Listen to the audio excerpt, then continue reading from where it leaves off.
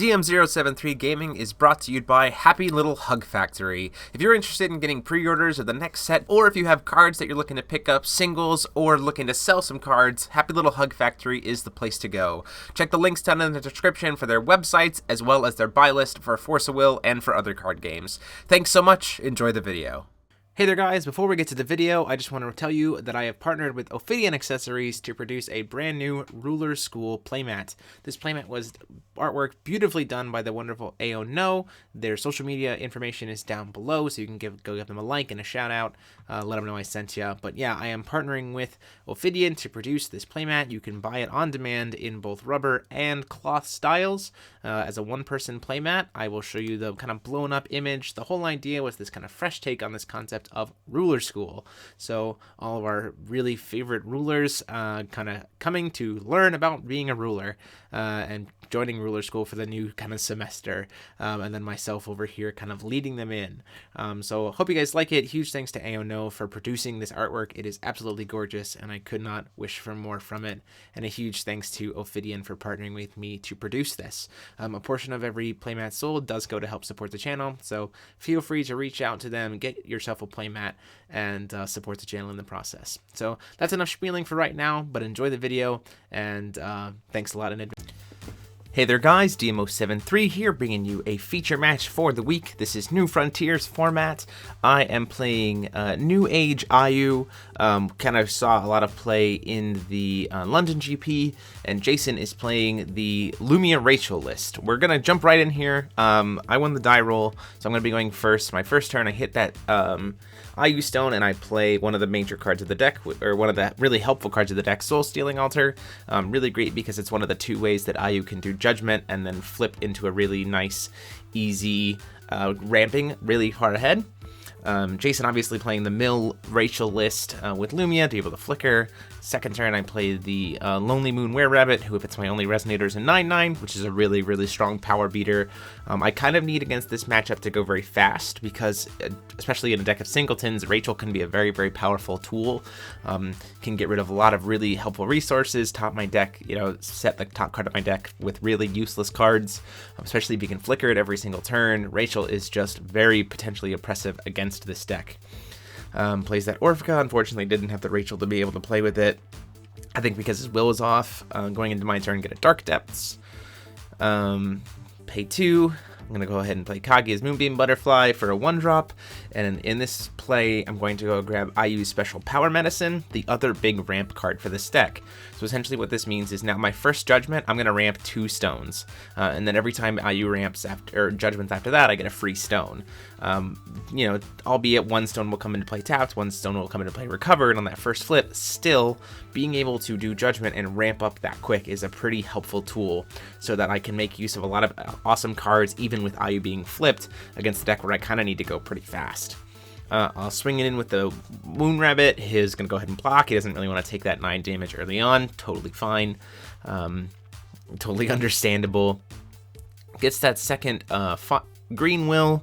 He's going to go ahead and play the Rachel, and this is kind of what I'm talking about, how he gets to look at 3 cards, which are essentially my only 3 copies of those cards in the whole deck, and can just mill them out. This is very, very dangerous against a singleton deck, especially also considering Ayu's God Art, right? If he's milling my deck out, the cards that I might potentially want to God Art for are just potentially gone. It's also thinning my deck so that God Art becomes a lot more dangerous in terms of decking myself out.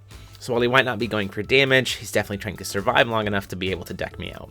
Gonna go ahead and do the Judgment play here. Getting my Ayu Special Power Medicine trigger. I get to invert Soul, so I get a stone into play recovered, stone into play tapped, and then I'm gonna catch it here in a second. I get to go grab a Soul. A lot of triggers on this one. Search. Play the Sylvia here, and then I think I remember to go grab the Soul. So thankfully, because of that ramp, I was able to follow it up with a Sylvia. It is my first card for the turn, which is excellent. So I'm actually going to be able to put a good amount of damage here on the board with Sylvia and Moonware Rabbit passing through the Rachel, right? So he's going to take 6 from the Sylvia and then another 5 from the Rare Rabbit. So a nice little chunk of 11 damage, even before I've had to hit him with a Ayu swing. The Lumia Rachel list, especially with the way that Jason has built it, has a lot of tricks to be able to flicker and kind of make use of Rachel several times a turn, even outside of just Lumia, which is very, very dangerous to me, as I said before, because essentially I only have 40 cards in the deck, everything's a singleton, and every single time Rachel enters the field, I'm essentially like, I lose 3 cards, right? Unless it's a really, there's a really bad card in there that he wants me to draw. At best, I'm losing... at best for me, I'm losing 2 cards. So over time, with myself drawing cards and things like searching off of the spirits, IU flip and all those other things, that's a lot of cards. And especially with God Art, I can just literally just walk into decking myself out. So he's not really concerned about trying to hit me for damage. He's trying to just kind of bait me in setting up these situations where he's going to flicker Rachel and kind of try to mill me out while being able to protect himself. So he swings with Rachel. I attempt to block with IU. He flashes in the Saint, I believe is what, I can't remember exactly what it's called. It's the 3-drop Saint that when it enters the field, you flicker a Resonator back into play rested. And so he's going to flicker the Rachel out, flicker it back in. He gets to go search. He keeps it from dying.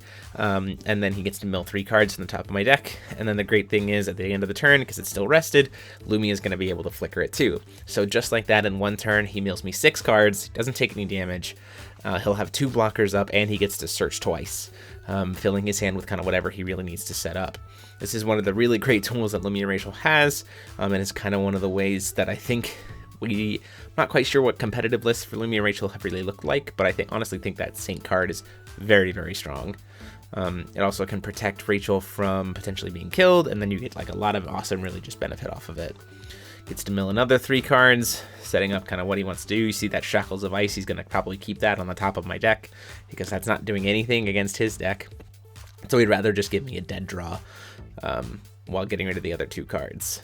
And then he gets to go into his deck and search again, and now he's all set up for a nice little wall. Probably going to search for Lorite. He also can search for, see there's a Fair spell to be able to kind of help set up the protection. That deck runs a lot of cancel spells and Lorites and stuff, and considering my deck is all 1-ofs, he really just needs to protect himself pretty easily. He doesn't really have to worry about severing winds or anything else like that.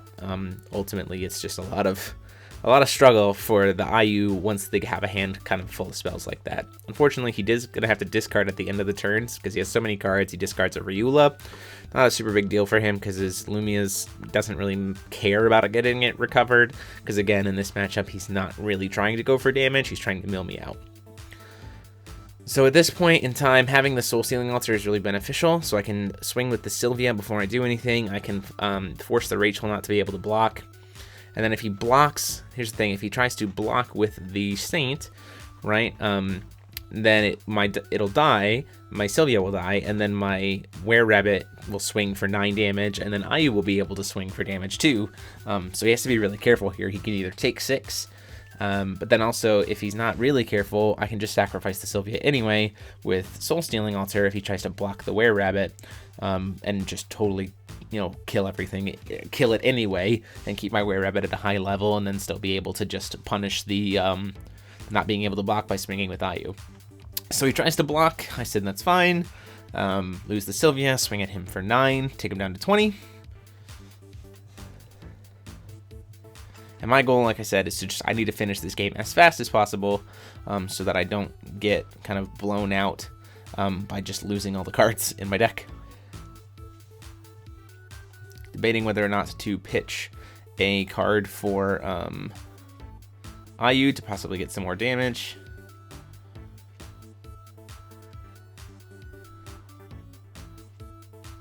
Attempt to play a Grieving Elf Spirit to try to bring back the Misty Dragon Spirit from my graveyard. He says that's fine. It's really good for me. Mystic Dragon is really helpful in this matchup for sure because it can fly over stuff, so then I can have like 2 flyers potentially. Swing for 12 with the IU. Decide not to ditch any souls really at this point because it's 12 damage. So my thought is next turn I can put a lot of stuff. He flashes in Lorite. Doesn't really cancel anything. I'm thinking about whether or not I want to try to do something against Lorite, and I say, you know what, let's go ahead and save my will for something a little bit more relevant, especially since I've already cast something this turn. Tries to swing with the Lorite, and I'll sacrifice the Grieving Elf Spirit to give -4/-4 to the Lorite using that soul altar. That's one of the reasons why I really like altar in this list, because you can kind of you use your little fodder creatures to really help IU get in the damage even if she's not flying. So taking them down to 8 life so early is super helpful. And then kind of as a follow-up play, I'll say, let's see if I can land the Abdul just to stop enter effects. It is my second card for the turn, I have to recognize that, but I haven't really seen a Severing yet, so I have to see if I can maybe bait the Severing out. And there it is, the Severing is gone. The main reason why I'm also okay with using the Severing right now is because next turn I really want to use Misty Dragon Spirit, so if Jason kind of has a line on that. The other thing is, too, I'm going to try to use up kind of as many spells as I can from his hand with my singletons while I get the chance. Use the Ferris spell. Thankfully, actually, it does resolve. So my whole idea is, even if it does cancel, I use as many cards as possible to get rid of the Abdul. So then the following turn, when I just need to play Misty, he can't, just leave up 4 will and say, I'm just going to stop the Misty because I have 2 blockers, as well as being able to potentially stop Lorite and doing all these other things.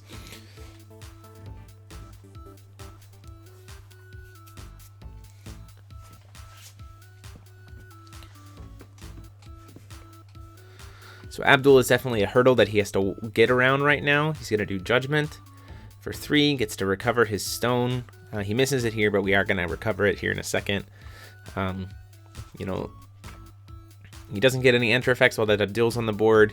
He needs to find a way to get rid of it as fast as possible, especially with all those Rachels in his hand, because again, damage isn't really the way he's going to win here. He's going to try to attempt to swing his Lumia into the Rachel, and then flicker into the IU, and then flicker the Rachel. So he at least gets the search. He doesn't get the enter effect to mill me, but he at least gets the search. Kind of digs through his deck. Thinks about True Blade potentially. He's really just looking for removal for Abdul at this point. Grabs the Crimson Ray.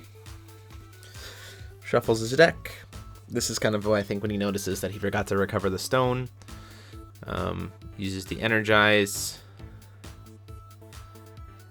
Flips. Lumia is dead. IU is still alive because IU is a 12/12. Uses the Energize in 1.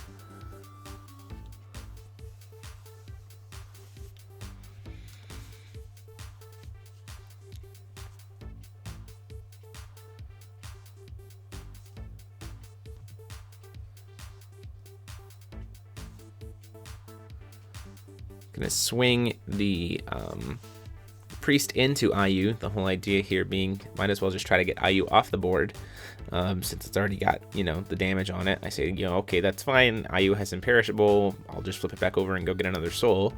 So I'm not terribly too concerned with that. He's gonna spend his Energize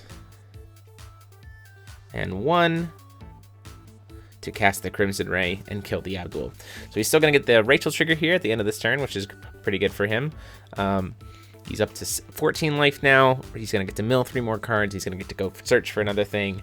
Most likely a Lorite, right? Because he wants to be able to stop a potential Goddard. If I flip and do flip, search for Sprinting Flame Horse, pitch a single soul, then he's dead. Then he's dead.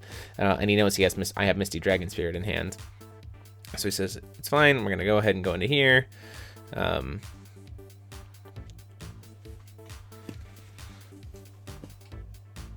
Just because I want to try to get some information here, and I did happen to top deck the card.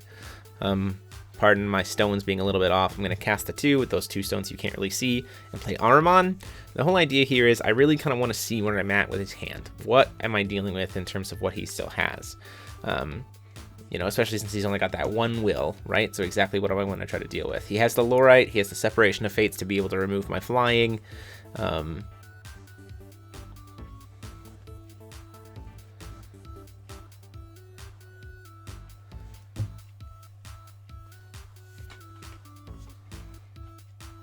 And while it seems like it would be a good time to use that 1 will, right? If I happen to flip IU here and try to God's Art and he Lorites, right, then I lose my God Art for the game, right? If I somehow manage to find a way to get him to spend that 1 will beforehand with something like that miscalculation that he has, then that would be good, right? But he knows that he's in range for a lethal without me having to cast cards from IU right now. So he's not going to spend it really at this point on anything other than stopping the God Art of IU, because there's really no point. Get the free stone off the special power medicine. When I do the judgment, so now I'm back up to 2 stones, which is really nice. Attempt to swing for 9, or sorry, swing for 5. He says, you know, that's fine. I think I'm going to take 5 in response. I'm going to go ahead and sack the Ahriman because it's not really doing much for me at this point. To make it so I'm dealing 900 damage to him because he declared no blocks. I really just want to put him in that really bad situation where any kind of hit that resolves, any kind of hit that hits him is going to be lethal. That is the plan. Because his plan is to just set up a blocker wall and mill me out with Rachel's, and I want to make it so that if at any point in time he taps out, or any point in time there's a way for me to mass up a board with Soul Altar, that I can force a swing through with any creature, or with IU, then I'm just in good shape in being able to win. Especially considering the fact that he's already flipped IU, or Lumia, and it's now dead, so even if he had a way to potentially...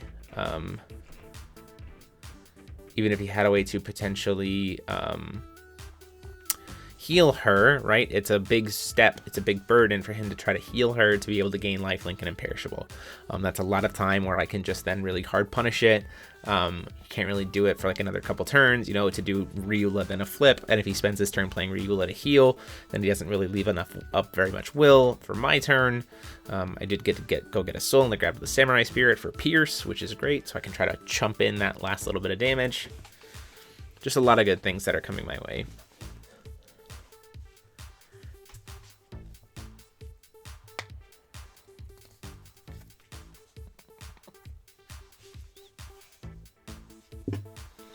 Calls a stone on his turn, gets a Gusting Skies. Up to 5 will at this point. So he's got a handful of Fair spells and Severing Winds and Separation of Fates and Rachel's and all kinds of stuff.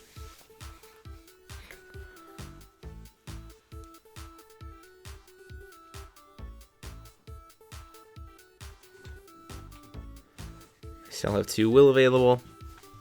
Not really a very large hand. I have that Magic Sweets.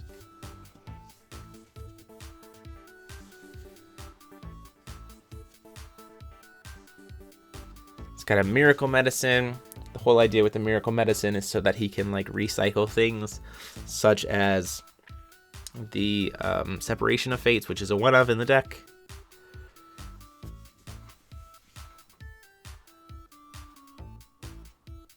He's gonna pay 3 here. Out comes another Rachel.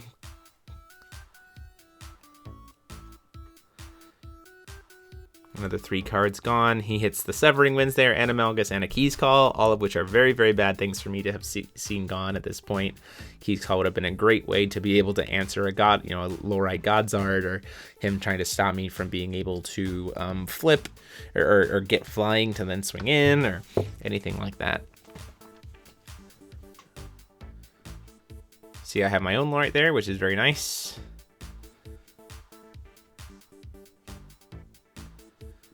Go ahead and move to recovery.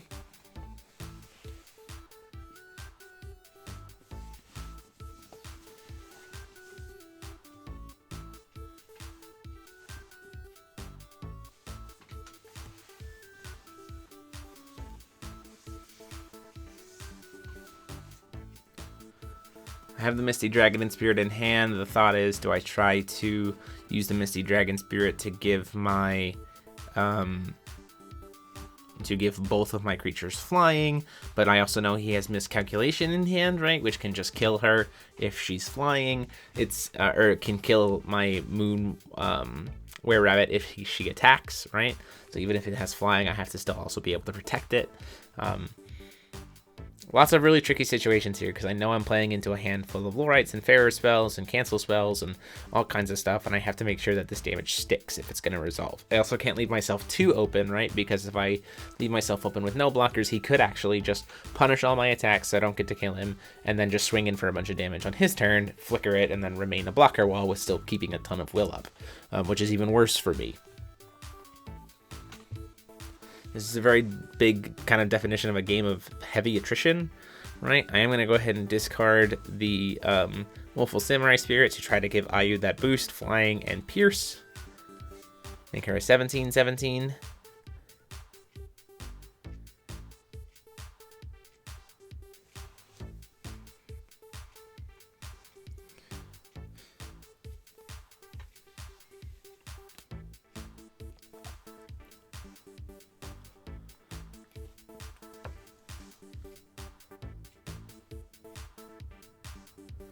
Pay 4 will here. It's my first card for the turn, so I know it's pretty safe, right? To play the Misty Dragon Spirit. Main reason the Misty Dragon Spirit is going to come out at this point, at least I'm thinking about it, is so that I have a guaranteed flyer on the field, right? So the thought would be that if I get a guaranteed flyer on the board, then I'm safe to be able to potentially next turn just swing through. Especially since you see, like, I have the Magic Suites in hand, right? So the idea would be, like, during upkeep, I could give a Misty Dragon barrier with the Magic Suites, and then swing, right? Or if he uses, you know, his will based on how much he leaves up to punish or to answer the Magic Suites, then he might not have enough to answer a God Art, and he also might not have enough to Lorite or cast anything to, you know, stop the Ayu from gaining flying, or lots of different things that could come up. So I attempt to swing in the air for 17. He does play the Separation of Fates, which is going to remove my flying and remove my pierce, which is a little unfortunate. And I know he has a Lorite in hand, and I only have 2 creatures, right? And I don't want to lose Misty Dragon Spirit so fast. So that is the reason why, even though he blocks here with the Rachel, I'm not going to use the altar. Main reason for that being, I know with only 2 creatures that if I try to activate it and sacrifice one of my creatures, he can cancel it again with Lorite, which is not what I want to see happen. And I've already cast this turn, so if I cast a Lorite, it doesn't mean it's going to do anything. So I attempt to flash in a Lorite in response to him trying to block with the Rachel. So the whole idea here would be to have 3 creatures. Make him use the Severing Winds to do that. I'm pretty okay with that. That's another cancel spell that's gone. It sets up for a better play for the next turn. And the Rachel goes and he gets to search. Now he could just search for another Severing Winds. That's totally fine. Or he could try to search for another Rachel, which again might be what he wants to do. But all in all, again, it's trying to use up as many of those cancels and answers as he can so that I can, with my singleton deck and having access to God's Art and things like that, potentially kind of weasel my way in to connect to hit. It's a very tricky situation. It's a very weird matchup, and trying to figure out exactly when to play what cards, and being careful, especially since he has, you see there, he searched for Severing Winds off of the Rachel, right? So I made him burn one, but he also then immediately used his search to go get one. So every kind of moment that I kind of try to pseudo-force his searches for a certain thing gives me a better chance, potentially, of being able to kind of get what I need through, you know, damage-wise or card-wise in my hand or ability to resolve.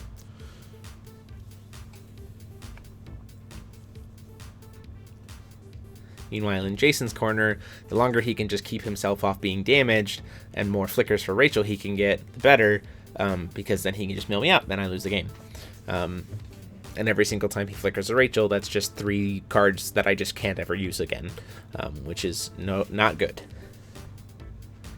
So one thing that is interesting to note, though, it wouldn't have really mattered as much. Potentially, it could have mattered based on what else he had in his hand or what else he had will-wise.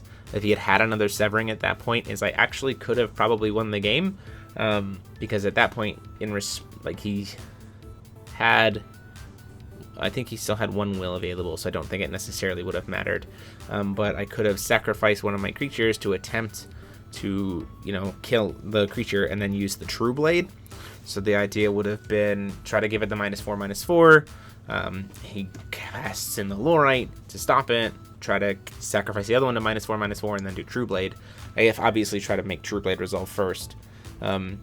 He's going to attempt to play another one of those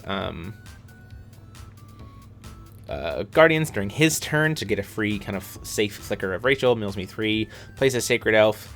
End of the turn, Lumia flickers, gets another 3. So lots of cards gone. He's left up 2 will. I kind of know what I'm dealing with and know how I have to try to push this damage here. And we'll just kind of see how it works. I know he's got a Lorite, right? I know I've got potential activations with the Altar. Lots of different potential options. I don't have a Soul in hand at this point, though, as I have played Dragon and used Samurai Spirit already. And I also can't really risk God Zarding if he, because I don't want to spend it while he still potentially has access to Lorite. So he's going to pick a card to discard here before I kind of move into things. He discards True Blade. It really isn't doing much right now. He could cast it, right, to kill my Were Rabbit, but that doesn't really do him any good. Before upkeep, I'm going to try to put that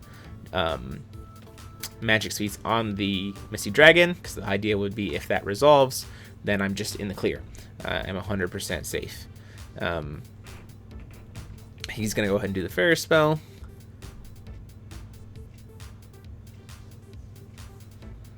And I say, you know what? I know he's got access to 1 potential Lorite. Let's see if I can get this Sprinting Flame Horse to resolve. And he says, okay. He has the Severing in his hand. This is actually a big misplay for Jason, letting that creature resolve. Because at this point in time, he only has 1 will, 1 green will, so he can only cast Lorite 1 time. And I have 3 activations of Altar. So now, without using any of my creatures swinging, if I just swing with Ayu and he declares a block, I can guarantee -8/-8 to that creature and then kill it. So that damage is going to go through. And when I swing here with Ayu to try to deal lethal, he realizes that problem. That he unfortunately had tapped wrong during his turn, and rather than leaving 2 green up, or rather than leaving 3 green up, really, because the Sacred Elf, Gusting Skies, and a second Gusting Skies, he has that white will and 1 green will, and he just doesn't have the resources available to be able to stop the Altar play.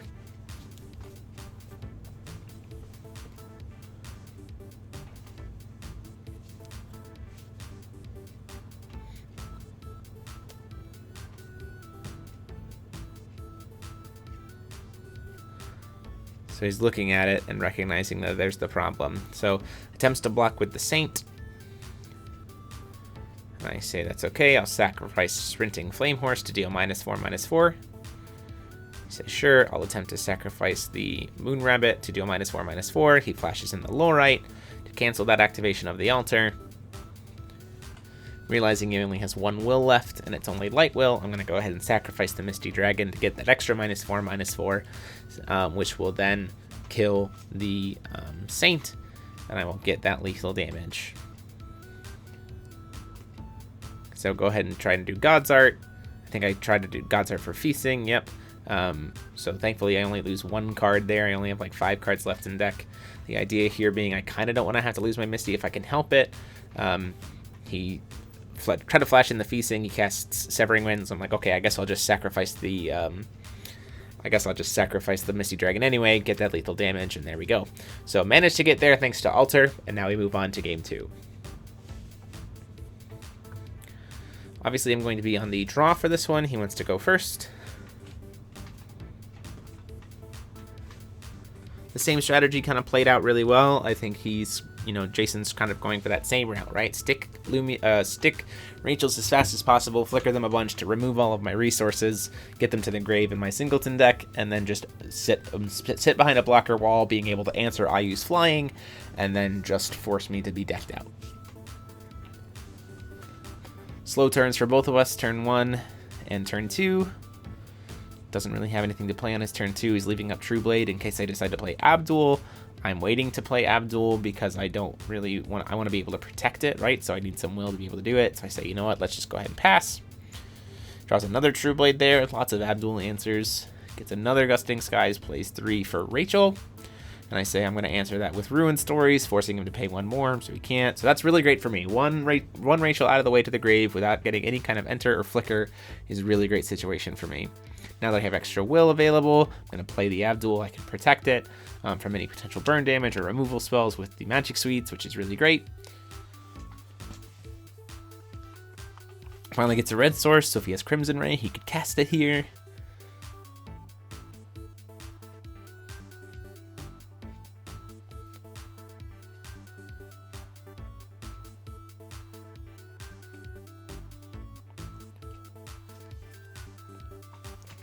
Getting the Abdul on board early and being able to protect it before he even sticks a single Rachel is really great for me because it throws off the tempo of his deck, right? He has to spend a turn, essentially, an entire turn really trying to deal with that Abdul potentially, which sets him way behind because I could potentially flip, get a search off of it, all kinds of things. He actually just kind of spends the turn and passes, which is great for me because I get to go grab another a card. I'm going to go ahead and cast Willful Samurai Spirit for 3 using Energize. Main reason this is, it is a 10-8 with Pierce. 8 damage is way more than he can kind of deal with, or 8 defense is a lot bigger than a lot of his stuff. He's going to cast True Blade, try to cast it again in response to the swing. And I say, okay, I'll Magic Suites him. And then he says, okay, well, I'll True Blade him again in response to the Magic Suites to get that damage.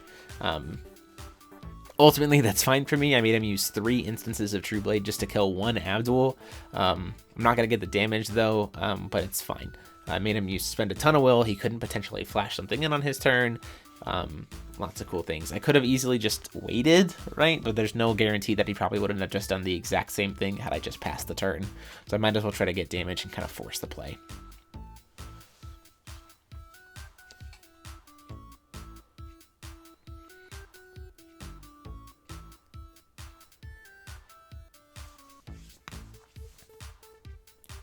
Still hasn't called for Stone yet. He's debating whether or not to do Judgment, I suppose. Gets an Awaken, Magic still in the Earth.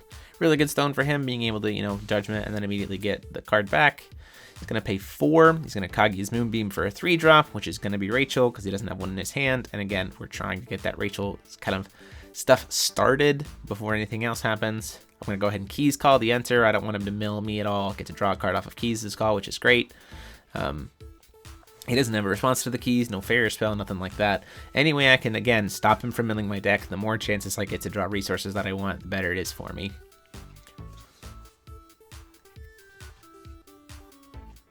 Draw for turn.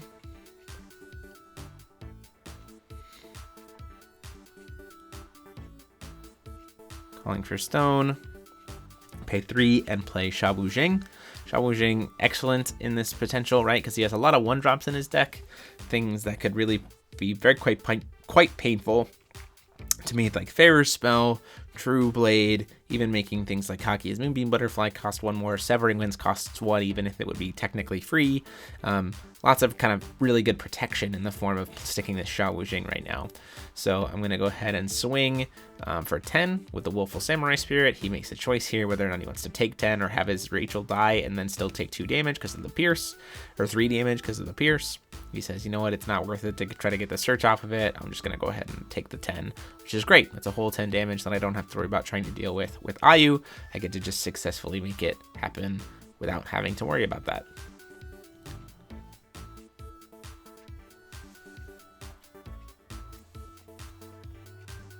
See, I have Millennia Bond in my hand to be able to potentially cancel a spell if I need to. Looking at how he wants to spend his will here. Gonna do Judgment with Lumia. And the reason why he's doing this is he's doing the play kind of like he did last time, right?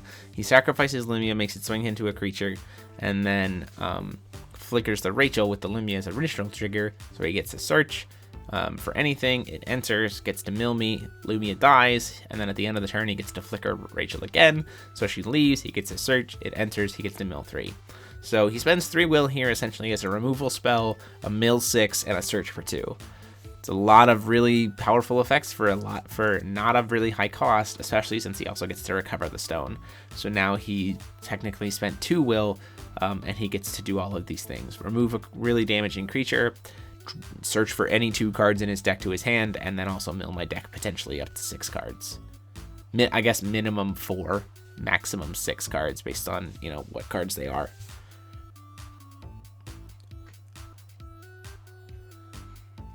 Hit a Alice, which is the one that can God's Art, which I would immediately, you know, call the God's Art to stop Rachel's from coming into play. Hits an Aqua Soul, which is also really unfortunate. His Lumia dies. He gets to go search for whatever he wants. Still get Sha Wuxing on field, which is great, but again, with him having 3 open will, Sha Wuxing doesn't do nearly as much at that point.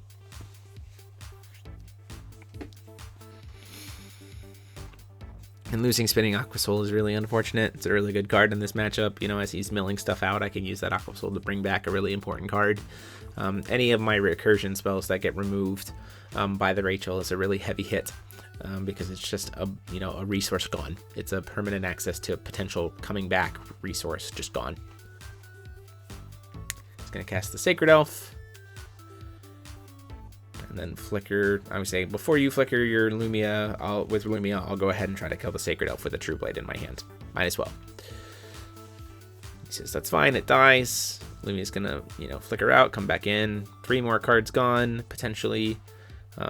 Moonshade, he hits the Priscia's Leap, which is really unfortunate. Priscia's Leap is one of the main ways that this deck can just say, okay, now we're done. Leaves that Moon Were Rabbit up on the top, because I already have a creature, right? So it's a 2-drop 5/5 at this point, and he has True Blade in his graveyard.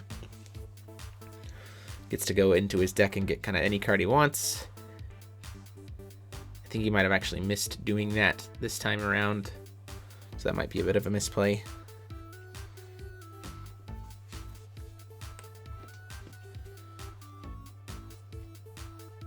So in 1, I'm going to go ahead and say Scorn a Dark Alice to try to look at his hand. If he's got another Rachel in there, I want to get rid of it, just to make sure I'm only dealing with 1 at a time, because when it gets to 2 at a time, then it gets really dangerous. I also really want the hand knowledge, so I know whether it's safe to kind of try to swing or anything of that sort.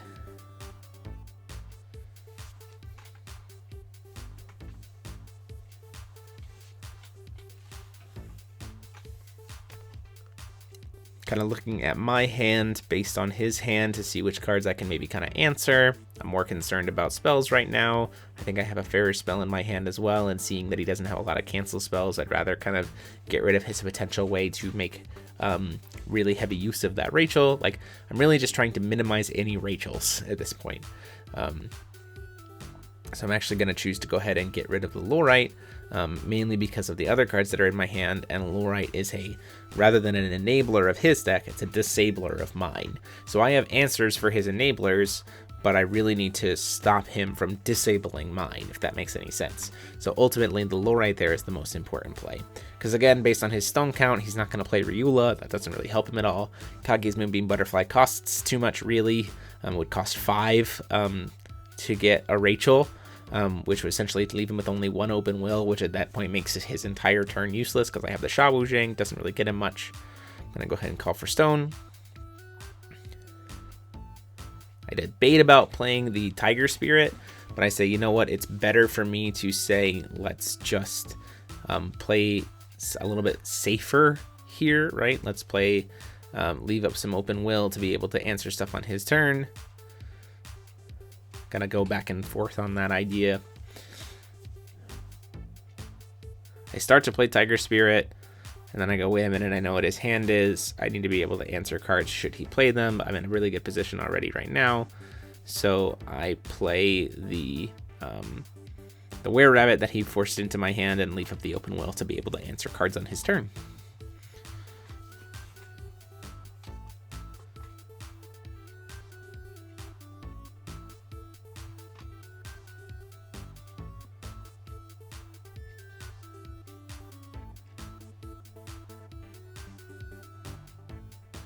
Calls the stone, gets another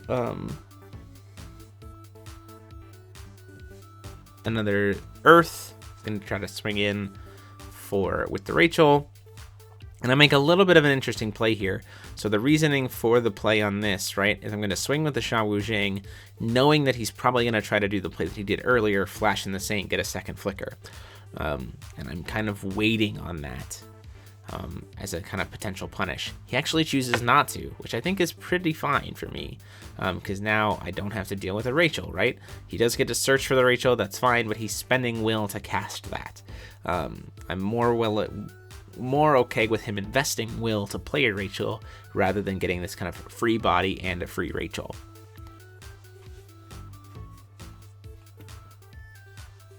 Plays the 3, kind of expected. Out comes the Rachel, gets to mill the top 3 cards of my deck. I don't get to see what they are. I accidentally grab 4, so I hand him the top 3. There's the special power medicine, which is really unfortunate to lose, but I'm already at a pretty high will count anyway, so I'm not terribly concerned about it. Leaves the shackles of ice on the top of the deck, I'm pretty sure. Again, forcing that really dead card into my hand.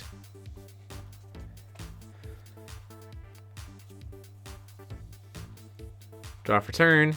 See that it's the shackles of ice, kind of chuckle a little bit. Spend one. Oh wait, he did leave me the power medicine. So I'm gonna go ahead and play the power medicine and then do judgment. Get a free stone. Attempt to swing in for 9. He says that's fine, I'll take it. Goes down to 21. And then I say, you know what, I'll just pass the turn there. Get a free soul. Go grab Misty Dragon Spirit. I have cast a card this turn, but I know that he doesn't really have a Severing in his hand, right? So unless he searched for one, but I know he searched for the Rachel, so pretty safe. He tries to flash in the Saint. I say no, we're gonna go stop that with Fair Spell while it's safe to do so. You can't have a second Rachel trigger on my turn.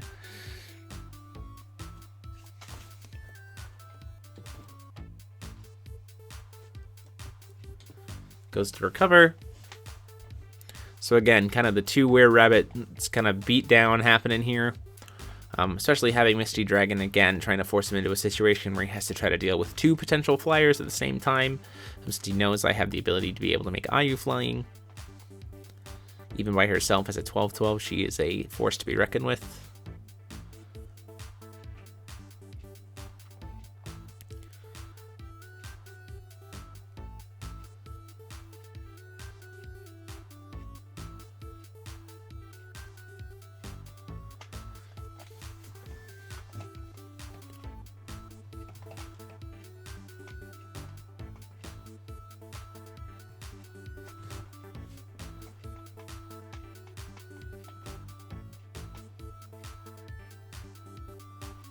He attempts to swing with Rachel. I say that's fine. I'm going to go ahead and block it. So that's going to die. He gets to go get a search off of it. Searches, I think, for a Lorite, I believe. But again, anytime that I can just keep a Rachel off the field, prevent it from doing a Lumia Flicker is always a good idea. Actually search for Crimson Ray. He plays the Crimson Ray on her to kill her. Attempts to play the Crimson Ray on her to kill her. I say, you know what, we're going to go ahead and try to Millennium Bond that to stop it. He's going to go ahead and cast Fairer Spell. Now, what I could have done here, ultimately, having knowledge of his hand, I could have taken a chance and Godzarded for Severing Winds and stopped the Fairer Spell, because Severing Winds is still in my deck at this point in time. However, I have no way of knowing if he's already searched for a Lorite. So if I spend a Godzard on it, and he did have a Lorite, then it's a punish. If I spend the Godzard on it, I hit the Severing, and he has another cancel spell in his hand, then I'm even more punished, right? Because then I've also just milled a bunch of my cards. He plays the Ryula to heal the Rachel, and then passes the turn to me. So there's just a lot of risk because I didn't have complete knowledge of his hand, where I didn't want to risk Godzarding for Severing Winds there. You really want to use the Godzard when it's safe to do so and guarantees you the game. Now, you know, had I been tracking all of the single cards and kind of the guesstimate, and had I been right, which I don't think he actually has a cancel spell in his hand at this point, if I had Severing Wind that, it would have been game over, right? Because Ayu herself, he was only at 20, he would have been at 21 life, right? Ayu's a 12/12, 9/9 from the 9/9 from the Were-Rabbit, right? Could have tried to get them both flying. He can stop one of them with the Separation of Fates, but he still would have taken a lot of damage. If I have any kind of removal spell or anything else like that, even just playing the Misty Dragon Spirit is pretty impressive. Gonna go ahead and play the Grieving Elf Spirit, which is a little bit of a misplay here, because of the fact that I didn't try to swing first with the Were-Rabbit. Missed out on some damage opportunity there.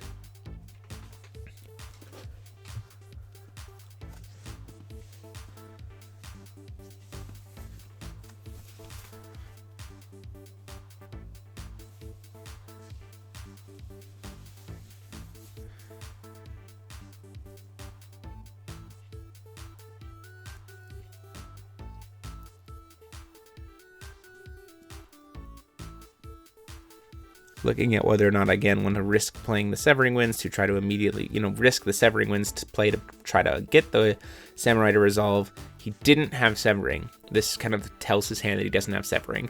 So now I'm in a really, really good shape, right? He's not in a color of a deck that runs a board wipe. I've got a lot of creatures on field. I've got IU. I've got Misty Dragon to be able to give 2 things flying. I've got Pierce. I've got, if he happens to kill my other creatures somehow, I've got the 9/9 Were-Rabbit who can swing up behind. I've got IU herself, feeling very, very good. And the fact that there's no Rachels on the field, that I've been able to kind of keep those Rachels to a minimum, is a really good spot for me, because that means that I still have kind of some breathing room and being able to get that damage in. Ultimately, this is kind of a race against time. Every single time he sticks a Rachel, it's just 3 cards gone. And he has a lot of resources in his deck to be able to really make those trigger very, very quickly. And my deck is also a deck that draws a lot of cards, right? Every single time IU flips, I get to search. I play things like Kaki's Moonbeam Butterfly. I play things, the God itself burns through a large chunk of the deck.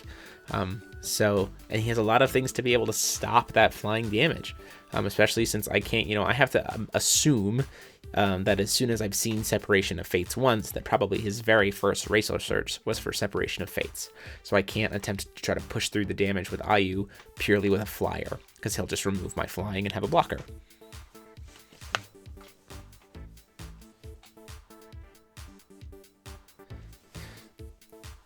Pays 4. Out comes the Kagi's Moonbeam Butterfly. So out's going to come a Rachel, kind of expected. And now I'm debating here, knowing the Rachel is coming, debating exactly what I want to do, whether I want to respond to anything. So I'm debating at this point, knowing that he most likely doesn't have a Lorite, looking at the number of cards in my deck and saying, do I want to try to God's Art at this moment for a Door of Time? Knowing that he doesn't have Severing in his hands, knowing that he's probably not going to be able to flicker Rachel this turn, do I want to take the chance to really use the other kind of instant win con that this deck uses and do Door of Time? What I decide to do instead is take a chance and see what he's going to mill with this Rachel.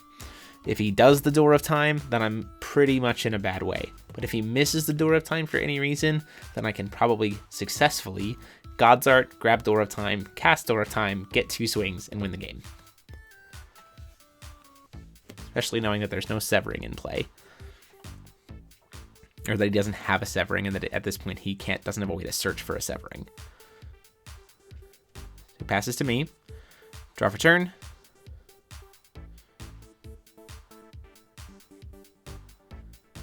Go to recover.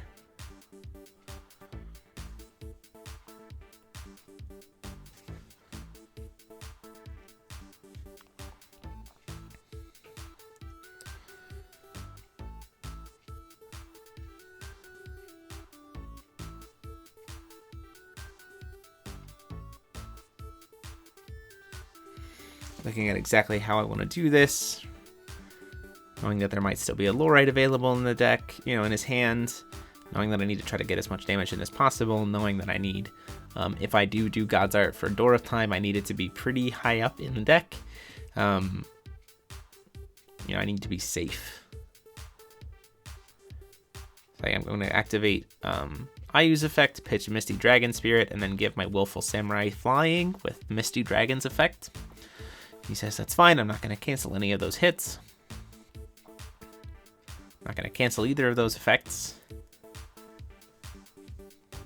Swing in the air for 10, take him down to 17. He says, that's fine, I'll take it.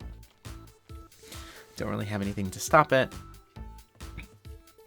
because he has to stop the IU damage primarily. He's going to swing in for 17, again, in the air.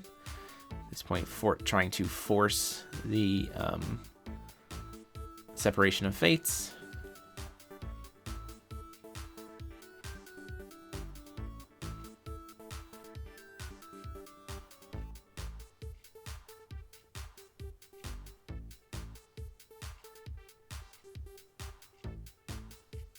I say before that resolves,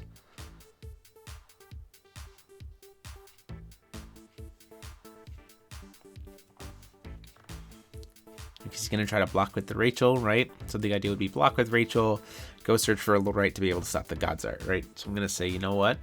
I'm going to do God's Art right now and attempt to let it resolve. Going to try to search for that Door of Time.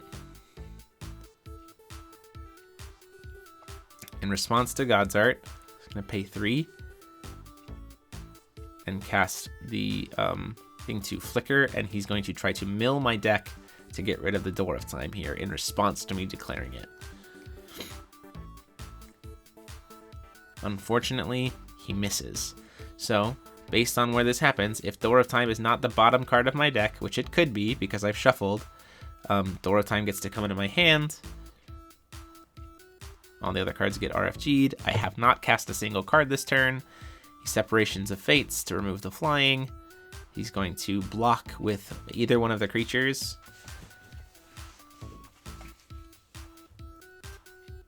Gets a free search off the Rachel. Searches for Severing Winds, but again, I have not cast a single card this turn, so Door of Time is going to resolve. For those of you who don't know, Door of Time is a card that's blue-green X and says, take another turn after this one unless your opponent pays X. And then at the end of that turn, you lose the game. So it essentially says, I get one more turn, and if I'm wrong, then whoops. I attempt to swing in with the elf. He says, I'm going to block it. I attempt to swing in with the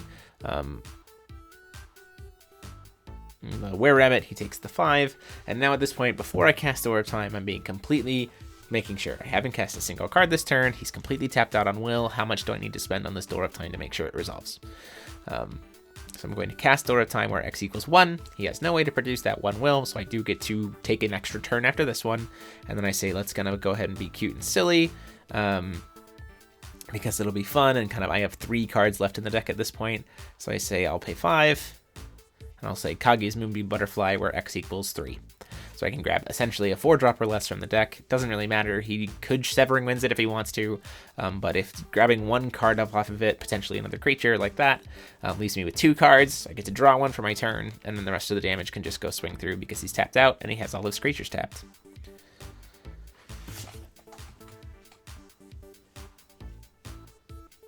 So it goes to my turn. I draw a card. If I don't kill him on this turn, it's over, but he's completely tapped out. All of his creatures are tapped, and I've got more than enough damage on board for lethal. So at that point, we get a little bit cutesy in kind of how we're swinging out, because Jason and I are good friends, and we're just kind of enjoying the match. But that is New Age IU's win. So let me know what you guys thought about this. I think that IU is definitely still a really fun deck to play. I think that she definitely got a really lot of cool resources with Time Spinning Witch.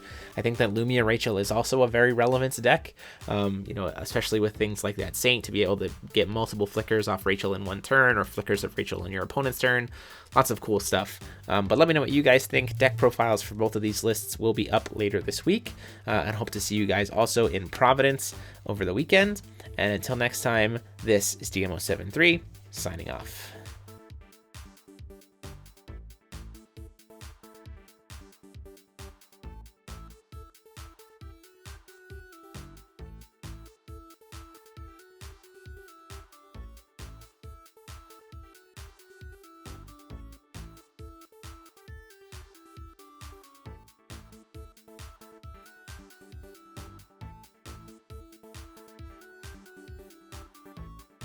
Huge thanks to the patrons of the channel. You see their names on the screen here, some of them, and the rest are down below in the description for their support of the channel and the content. If you want to get a chance to get your name in the screen here and access to our private Discord server, please consider supporting the channel on Patreon by clicking that little P on the screen. Thanks so much. See you next time.